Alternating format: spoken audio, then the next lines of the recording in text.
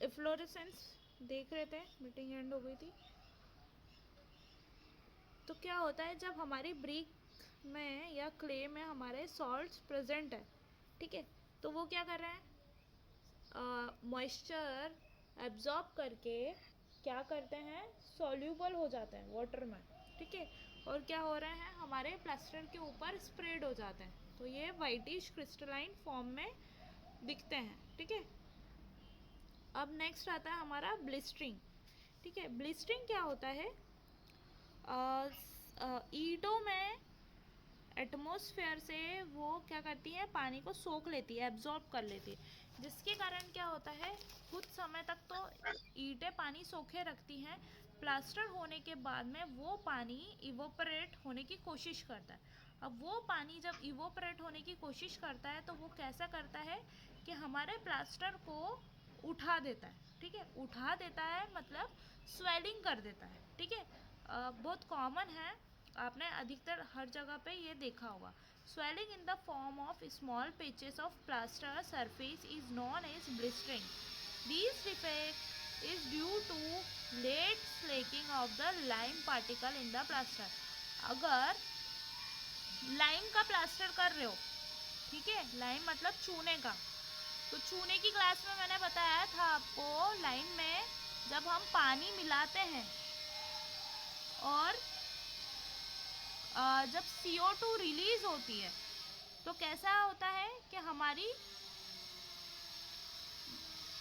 Heat produce होती है, heat produce होती है और CO2 इवोपरेट होती है, मतलब बाहर निकलती है एटमॉस्फेयर की तरफ। अगर हमने काय का मोटर बनाया है चूने का, हमने पानी मिला के तुरंत उसको लगा दिया, मतलब उसकी स्लेकिंग नहीं हुई, और स्लेकिंग कब हुई, लगाने के बाद में वो रिएक्ट किया, तो क्या होता है, वैसी स्थिति में जब चूना स्लैक होता है तो वो थोड़ा सा उठ जाता है, मतलब हमारा प्लास्टर अगर हम कर रहे हैं तो वो कैसा होगा, थोड़ा सा स्वेल हो जाएगा, फूल जाएगा, ठीक है। और बेसिकली आजकल हम लाइम का प्लास्टर नहीं करते, मगर आजकल भी हमको ऐसे ब्लिस्टरिंग देखने को मिलता है। मतलब क्या होता है कि चून वो हमारा प्लास्टर ऐसा उठ जाता है, मतलब जैसे ये ऐसा हमारा ये पेज उठा हुआ है ना, ऐसा हमारा सरफेस से उठ जाता है प्लास्टर, ऐसे फफोले पड़ जाते हैं प्लास्टर में, ठीक है। वो मेनली किस कारण से होता है, हमारी ईंटों के कारण से होता है, ठीक है। ईंटों में जो एक्स्ट्रा क्वांटिटी में अगर तरी हो गई है, तरी ज़्यादा हो गई, क्यूरिंग ज़्यादा हो गई, तो क्या हो गया, पानी को एब्जॉर्ब करके रख रखा हमारे ईंटों ने। अब वो कब रिलीज़ करता है, जब हमारा एटमॉस्फेरिक टेम्परेचर बढ़ता है, जब वातावरण का टेम्परेचर बढ़ा तो वो पानी क्या होता है, रिलीज़ होना स्टार्ट होता है। रिलीज़ किस फॉर्म में होगा, वाटर वेपर के फॉर्म में, भाप के फॉर्म में। जब रिलीज़ होने की कोशिश करता है तो वो पाता है कि ऊपर से तो प्लास्टर से कवर्ड है वो, तो प्लास्टर के ऊपर फोर्स लगाता है, जिसके कारणवश हमारा प्लास्टर में कैसा होता है, स्वेलिंग आ जाता है या फूलनपन आ जाती है। आई बात समझ में, मतलब प्लास्टर के ऊपर फफोलो को बोलते हैं हम ब्लिस्टरिंग, ठीक है। अब देखो क्रैक, क्या बोलते हैं, ब्लिस्टरिंग, ब्लिस्टरिंग, ये ब्लिस्टरिंग, ब्लिस्टरिंग।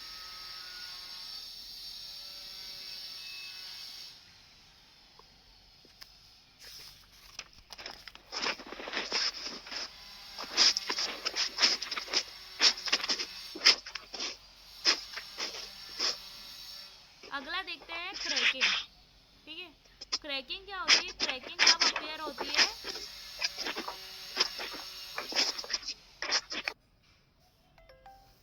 क्रैकिंग, क्रैक क्यों होते हैं हमारे, क्रैक अलग अलग रीजंस के कारण होते हैं। प्लास्टर में तिराड़े पड़ना, क्रैक आना भी एक हमारा बहुत मेन प्रॉब्लम है।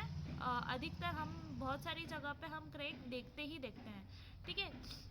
ये बेसिकली हमारा बहुत सारे कारणों से आता है। सबसे पहला है old surface not prepared properly.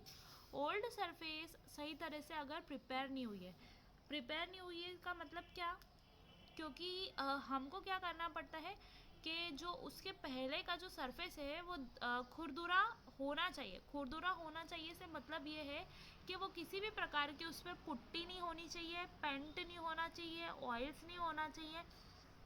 मतलब अगर प्रॉपर उस सरफेस की क्लीनिंग है, पहले वाला पेंट भी हमको निकालना पड़ेगा, तभी जाकर के हमारा प्लास्टर उसके ऊपर में स्टिक होगा या पेस्ट होगा। ठीक है, तो अगर नहीं हुआ ऐसी स्थिति में तो वो प्लास्टर चिपकेगा नहीं, और अगर चिपक भी जाता है तो आगे जाकर के क्रैक प्रोड्यूस करेगा, सूखने के बाद में तिराड़े प्रोड्यूस करेगा। ठीक है, तो अब अगला हम देखते हैं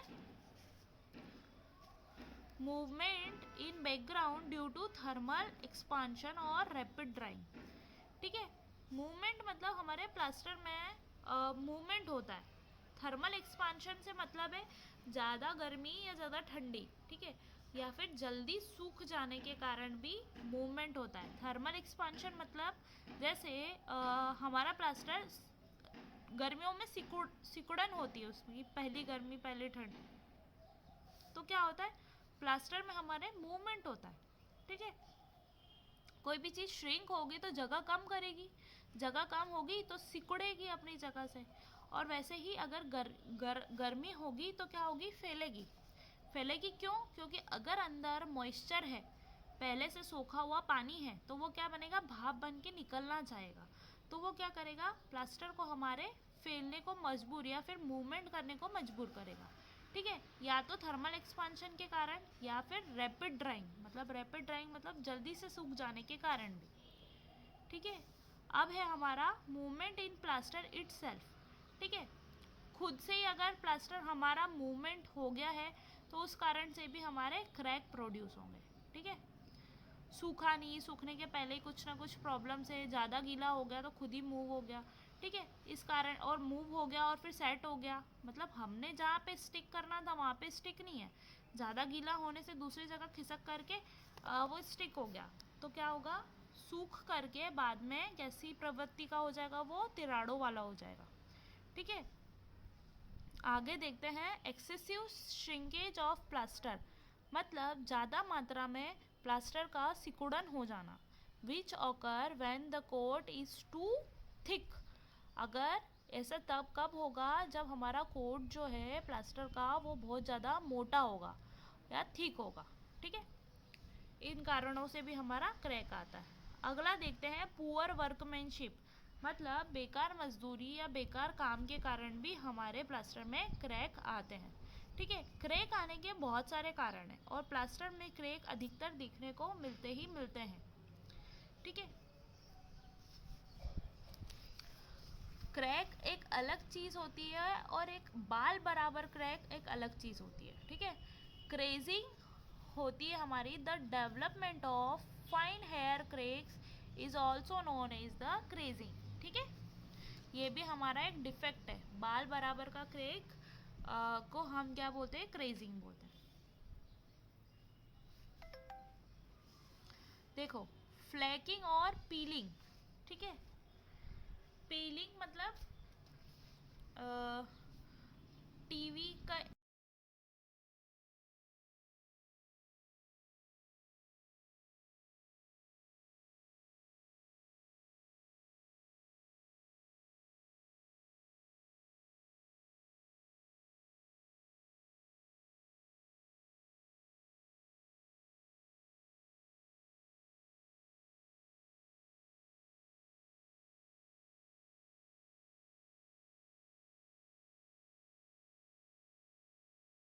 जो हमारा फ्लेकिंग और पीलिंग क्या है, जो हमारा एक कोट लगाया दूसरा कोट लगाया, तो पहले कोट और दूसरे कोट के बीच में सामंजस्य नहीं बैठता है, तो पहला कोट पील होके जाता है, पील हो जाता है मतलब छिलका उस छिलके के समान उतर जाता है। ठीक है, due to the failure of bonding between the coats, क्या बोल रहे हैं, दो कोट के बीच में प्रॉपर बॉन्डिंग नहीं बैठती है, मतलब चिपकन नहीं होती है या प्रॉपर सही तरह से वो फील नहीं होते हैं, तो इससे क्या होता है, हमारा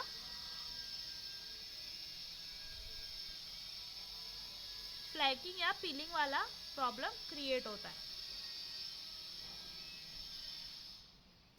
small loose masses are formed on the plastered surface,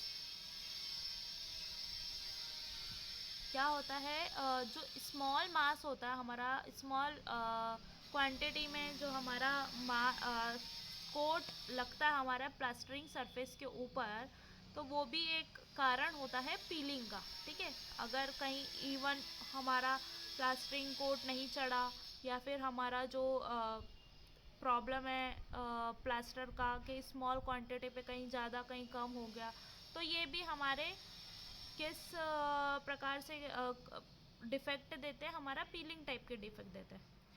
तो फ्लैकिंग भी इन्हीं को बोलते हैं। ठीक है, if some portion come off and a patch is formed, it is known as the peeling। ये फूले टाइप के दिखते हैं और जब वो निकल करके गिर जाते हैं तो वो कहलाते हैं हमारे पीलिंग। ठीक है, पूपिंग देखते हैं। It is the formation of conical holes in the plastered surface due to presence of some material that expand on setting. Good quality material should be avoided this defect. Workmanship should be good. Plastering should be done on the dry surface that are well prepared for the recovering the plaster। क्या बोल रहे हैं कि इन सारे problem, इन सारे defect से हम कैसे ओवरकम कर सकते हैं कि एक तो अच्छे प्रकार का, अच्छी गुणवत्ता का हम क्या यूज़ करें, मटेरियल यूज़ करें। ठीक है, और क्या चीज़ हमारी ढंग से उसको बनाए, हमारा जो वर्कमैनशिप हो वो प्रॉपर हो। ठीक है, अच्छी तरीके से काम करने वाले मजदूर लगे रहें। ठीक है, प्लास्टरिंग जहाँ कर रहे हैं हम, गीली मतलब ड्राई सरफेस पे हमको करना है, ऐसा नहीं गीला पूरा गीला हो रहा है। डैम्प मतलब डैम्प एक अलग चीज़ होती है, डैम्प मतलब नमीपूर्ण, और मतलब गीला एक अलग चीज़ होती है। वेट मतलब पूरा पानी उसकी सरफेस पे कवर्ड है, डैम्प मतलब हल्का सा नमी युक्त। ठीक है, हमको डैम्प्ड सरफेस पे करना है। ठीक है, तो हम क्या कर रहे हैं कि अगर हमारा सरफेस प्रॉपरली प्रिपेयर्ड नहीं है तो इन सारे प्रॉब्लम्स को हमको फेस करना पड़ता है। ठीक है, एक ये पूपिंग रह गया शायद समझाना। पूपिंग में इनने क्या बोला था कि कोनिकल होल्स बन जाते हैं प्लास्टर के अंदर। किसके कारण होता है ये एक्सपांड, अगर हमारा मटेरियल ज़्यादा एक्सपांड होता है तो इस प्रकार से हमारे होल्स बन जाते हैं, तो जिसको क्या बोलते हैं हम, पूपिंग। आई बात समझ में?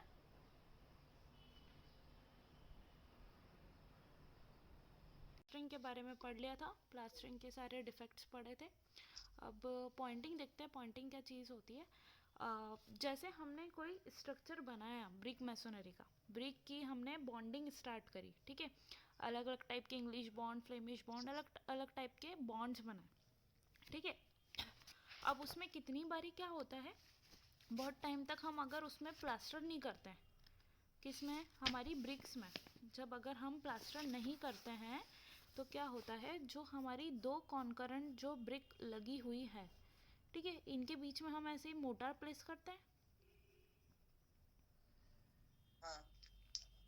ठीक है, तो इस हिसाब से क्या होता है, ये गैपिंग से मोटार क्या होता है, डिसइंटीग्रेट होना चालू हो जाता है।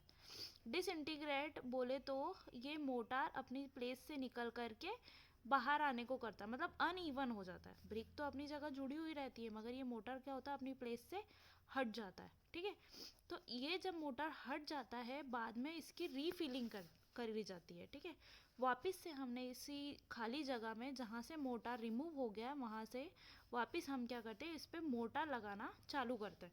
ठीक है, इस प्रोसेस को बोलते हैं। अब मोटार कैसे लगाएंगे, जो जो खाली जगह है, इनके बीच की खाली जगह है, उसमें मोटार को फिल किया जाएगा, मसाले को फिल किया जाएगा। ठीक है, तो उसी को बोलते हैं हम पॉइंटिंग। ठीक है, पढ़ते हैं इसको। Poynting is the process of finishing motor joint. ठीक है, जहाँ जहाँ हमने मोटर के जॉइंट दिए हैं, जॉइंट मतलब दोनों ईंट के बीच में जो जॉइंट है, वहाँ पर हम क्या करते हैं, इसको फिनिशिंग मोटार का एक कोट देते हैं। ठीक है, only to make the structure water tight. ठीक है, अगर क्या होगा, ये गैप खाली रही, जैसे ये मैं बात कर रही हूँ एलिवेशन की। ठीक है, अब बात करते हैं हम, अगर साइड व्यू देखते हैं। ठीक है, ये हमारी ब्रिक है मैडम, हाँ। जैसे मैं एक बार एक ऐसी दीवार पे चढ़ा था हाँ जिसमें प्लास्टर नहीं हुआ था, सिर्फ ब्रिक वर्क हुआ था। हाँ हाँ। मैं चढ़ा तो वो दीवार की जो लाइन थी ना, एक ईंट की पूरी, पूरी उखड़ गई होगी। वो मे, वो मेरे ऊपर गिर गई थी उल्टी। मतलब चढ़ने चढ़ने उतरने के बाद गिरी होगी ना, मतलब उस पे लोड लगा होगा, ये पूरी ऊपर की नहीं, लाइन ही हट गई होगी। मैंने दीवार पे हाथ रखा, थोड़ा सा चढ़ा और वापस नीचे आ गया। हाँ, तो ये वाली पूरी उखड़ के गिर गई। हाँ, तो मेरे ऊपर ही गिर गई। हाँ, तो वही रीज़न होता है कि क्या होता है, बहुत टाइम तक अगर ये हमारी वॉल एक्सपोज्ड है, मतलब एटमॉस्फेयर में खुली है, एक्सपोज्ड है, तो क्या होता है, ये लगातार लगातार बारिश से, अलग अलग मौसम से, हवा से इसका जो मसाला है ये बिखरने लगता है, खिरने लगता है।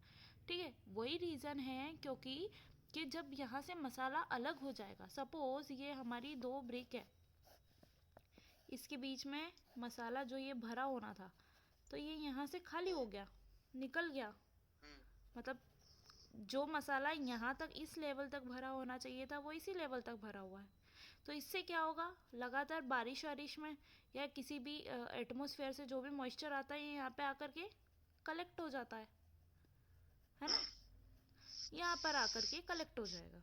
ठीक है, इसके कारण क्या होगा, लगातार लगातार वाटर का एब्जॉर्प्शन होकर के ये वाटर का रिसाव करने लगेगा। ठीक है, तो इसीलिए हमको जो पहले से वॉल बनी हुई है उसमें हम क्या करते हैं, पॉइंटिंग करते हैं। ठीक है, तो पॉइंटिंग से क्या होता है, इस जगह की रीफिलिंग हो जाती है, तो ये जगह क्या हो गई, पैक हो गई। ठीक है, तो यही रीज़न है कि इससे क्या होता है, हमारा स्ट्रक्चर वाटर टाइट होता है। In this process masonry block are exposed rather than the hidden as in case of plastering। ठीक है, masonry blocks are exposed rather than hidden as in case of plastering। क्या होता है, plastering के case में हमारे ये सारे पूरे जो जॉइंट्स है या जो भी इनके ब्लॉक्स है ये पूरे पैक हो जाते हैं। ठीक है, तो पॉसिबिलिटी कम होती है हमारे ये वाला जो हमारा मैसोनरी वर्क का मटेरियल है वो क्या हो जाता है, पॉसिबिलिटी कम होती है इसके सेपरेट हो जाने की। ठीक है, इसके निकल के बिखर जाने की। ठीक है, प्लास्टर में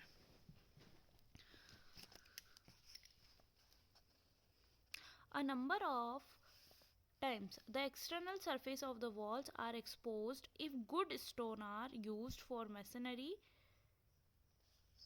Sometimes pointing may be done just to economize the construction.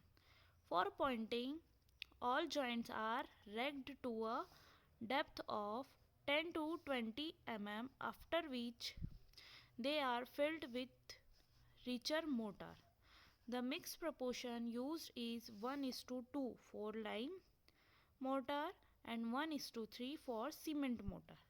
Fat lime is used for lime mortar। ठीक है, पॉइंटिंग हम दो तरह से मटेरियल को बना करके कर सकते हैं, या तो लाइम की हम कर सकते हैं या फिर हम सीमेंट की कर सकते हैं। ठीक है, अगर हम मिक्स प्रपोर्शन ले रहे हैं लाइम का तो 1:2 लेंगे। 1:2 क्यों लेंगे, इसमें वन क्या होगा हमारा लाइम, और सीमेंट। 2 क्या होगा हमारा सैंड। लाइम मोटर की बात कर रही हूँ मैं, लाइम मोटर की। ठीक है, वहीं 1:3 हमारा सीमेंट मोटर रहेगा। ठीक है, जिसमें एक पार्ट किसका रहेगा, हमारी सीमेंट का, और तीसरा पार्ट किसका रहेगा, हमारे सैंड का। ठीक है, तो ऐसे करके हम मटेरियल मिक्स करते हैं हमारे पॉइंटिंग का, दोनों मटेरियल से मतलब हमारी लाइन पॉइंटिंग। वाटर का रेशियो क्या रहेगा? 1:2 लाइम का, और सीमेंट का 1:3।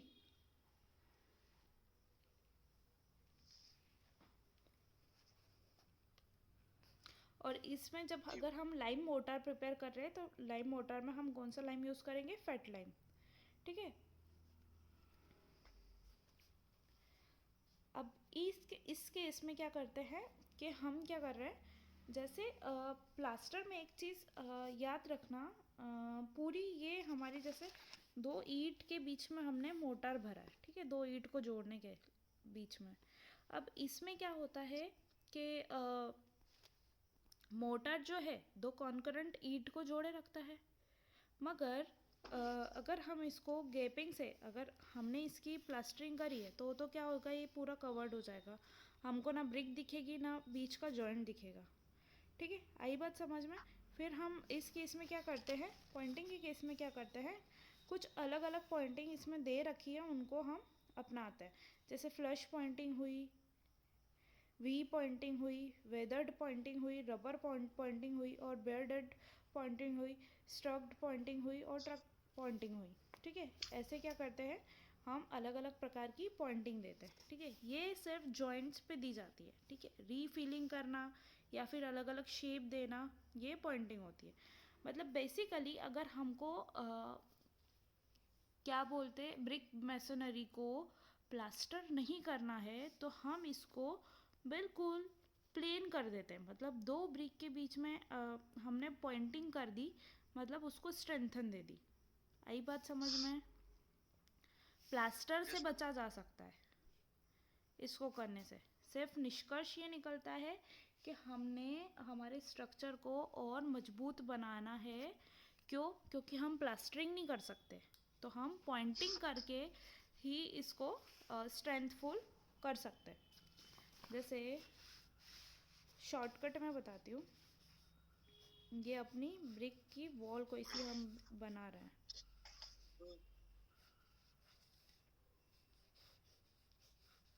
ठीक है, ये ऐसे नीचे तक रहेगी। या तो पूरे पे क्या करो, प्लास्टर करो। ठीक है, यही करते हैं हम बेसिक चीज़ों में। अभी यहाँ मेरे यहाँ की वॉल कैसी दिख रही है, फिनिश्ड। मतलब पूरी प्लास्टर है, कहीं भी ईंटें नहीं दिख रही है। मैं मतलब अगर यहाँ पॉइंट रख रही हूँ यहाँ पे, तो मुझे नहीं पता कि इस वाली पट्टी पे मोर्टार है या फिर ब्रिक है। ठीक है, मुझे कुछ नहीं पता क्योंकि मुझे कुछ भी दिख नहीं रहा है। क्यों नहीं दिख रहा है? क्योंकि मैंने इसको प्लास्टर कर दिया। प्लास्टर काहे के लिए करा?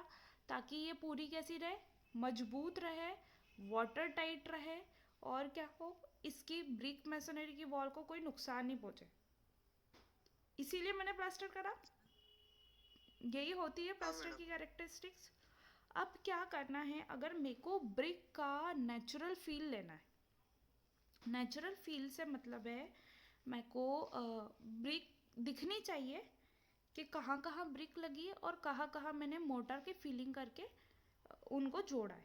ठीक है, अब इस केस में क्या होगा, अगर मेरे को प्लास्टर नहीं करना है, ठीक है, तो इस केस में क्या होगा कि अब कैसे किया जाए कि हमारा तो ब्रिक वॉल ही कमज़ोर रहेगा ना प्लास्टर नहीं करेंगे तो इस कारण से हम जो उनके जॉइंट्स रहते हैं उसमें पॉइंटिंग करते हैं। पॉइंटिंग मतलब अलग से मटेरियल बना करके उसकी फिलिंग करते हैं। आई बात समझ में? नहीं आई? यस मैडम, आ गई।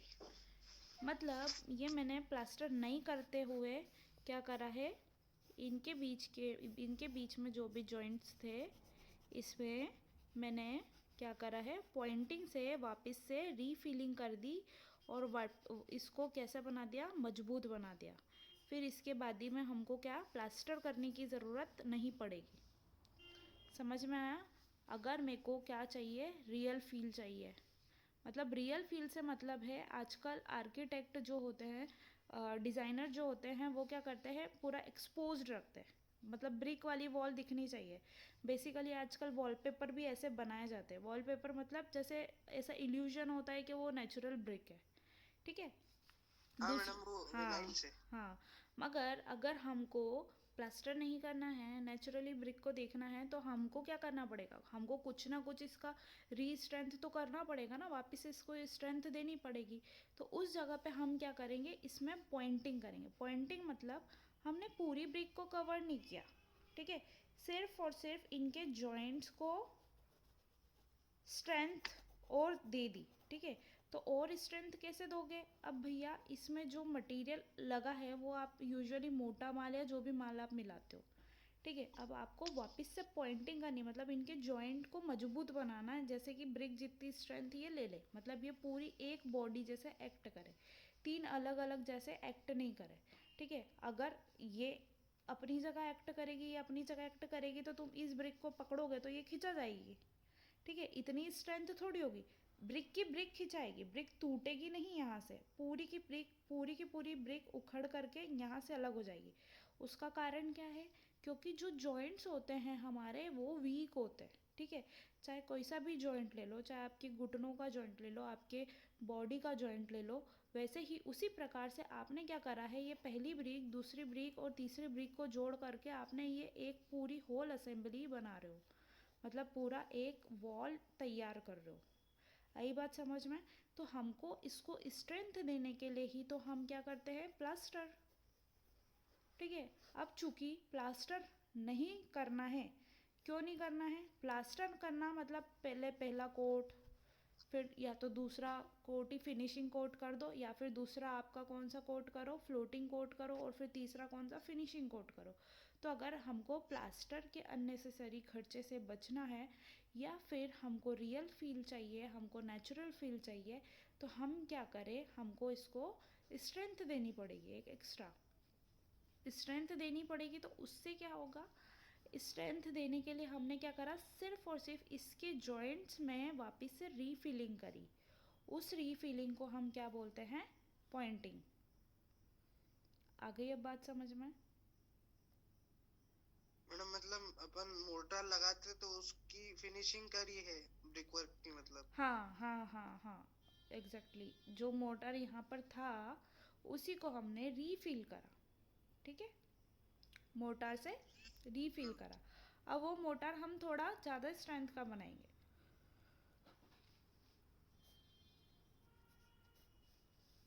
प्लास्टर का मोटर इस स्ट्रेंथ का बनता है 1:4, 1:6, ठीक है। अब हम इसका मोटर बनाएंगे 1:3, 1:2, ठीक है। ये फॉर लाइम, फॉर सीमेंट, मतलब हमने इसको और ज़्यादा पावरफुल बनाया। आ रही है बात समझ में? बाइंडिंग प्रॉपर्टीज़ की एक्टिव रहेगी, ज़्यादा अच्छी रहेगी, ठीक है। आया इतना समझ में? Yes madam. तो इसकी प्रोसेस देखते हैं कैसे इसको करते हैं हम।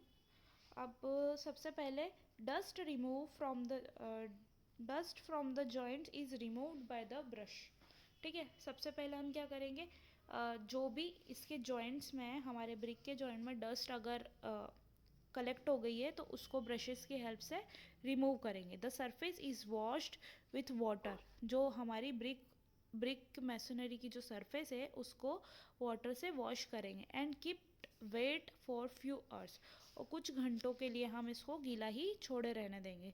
Motor is then placed in the joints using a small trowel, हम हमारे जॉइंट्स के बीच में मोटार प्लेस करेंगे स्मॉल ट्रॉवेल की मदद से, ठीक है।